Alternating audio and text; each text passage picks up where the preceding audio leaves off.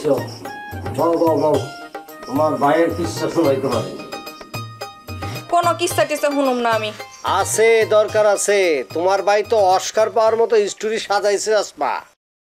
কি সব পাগলের মতো কথা কইতেছো গুড্ডি? মস্করা করতেছো আমার বাইরে নিয়া না?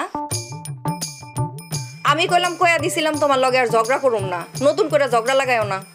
আরে চেতনা চেতনা, শুনলে পরে তোমার ভালো লাগবে বুঝছো। আমার বাইরে নিয়া কইলাম কোনো খারাপ কথা কম যাইব না। আরে না না, খারাপ কথা কমু না। শোনো, তোমার ভাই উগান্ডারে অস্বীকার করছিল কেন জানো? নিগারের সাথে উগান্ডার যেন বিয়ে না হয় সেই জন্য। তবে আমার ধারণা সে কিন্তু নিজের ইচ্ছায় নাটকটা করে নাই, দাদা ভাইয়ের ইচ্ছায় করছে। কি কইতাছ? আমি ধারণা করতেছি আর কি। শুনো, সব কিছুর মধ্যে দাদা ভাইরে টাইনো না। টানা লাগবে না, সে নিজে এসে হাজির হইব। আমি চিন্তা করতেছি সে আসার পরে কি হইব, কি করব। যমুনা রেফ্রিজারেটর, খাবার ফ্রেশ তো লাইফ জম্পেশ। আমাকে এইগুলা জানার দরকার আছে? কোনো জানার দরকার নাই। তোমার জানার দরকার নেই, কিন্তু আমার আছে। ওইসে যেটা কইতেছিলা ওইটা কও, নাইলে আমি যাই। দাদা ভাইয়ের কিচ্ছা হইলে আমার লাভ আছে? আচ্ছা ঠিক আছে, যাও। দাদা ভাইয়ের কিচ্ছা তোমার শোনাইলাম না। শোনো, আতাকা যখন জানতে পারলো যে উগান্ডা ভাইজানের ছেলে না, সাথে সাথে বাইকা বসলো। লীলাবতী সরকারের কাছে গেছে সে তার আপত্তির কথাটা জানানোর জন্য, কিন্তু লীলাবতী সরকার ওই কথা ভাইজানরা জানাই দিচ্ছে।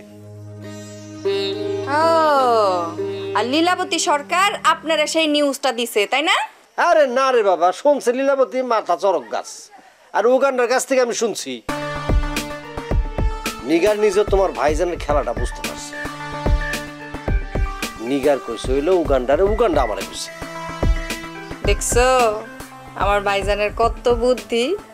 এই লেগে তো কইলাম তোমার ভাই অস্কার পাওয়ার মতো স্টোরি সাজাইছে, কোনো ঝামেলা নাই। এখন উগান্ডার রুহিরে একটা ডেট ফিক্সড করে বিয়া দিয়ে দিলি হয়। ওইটাই করো।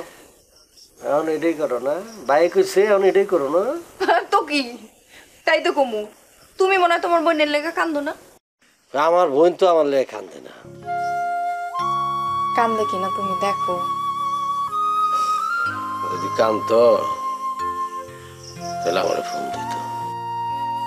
চিন্তা করো না গুড্ডি, দেখো সব কিছু ঠিক হয়ে যাইব। জানি না কি হইব। এই যে দেখছো, সেই কখন তোমার লেগে এত কষ্ট করে গরম গরম চা বানায় আনলাম। চাটা তো পুরো ঠান্ডা হয়ে গেল না? খাও তো।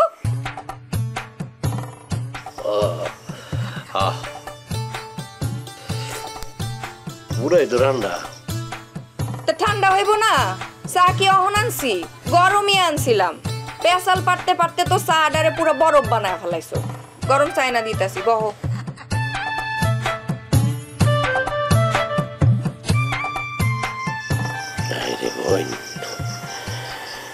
একটা ফোন দিস না।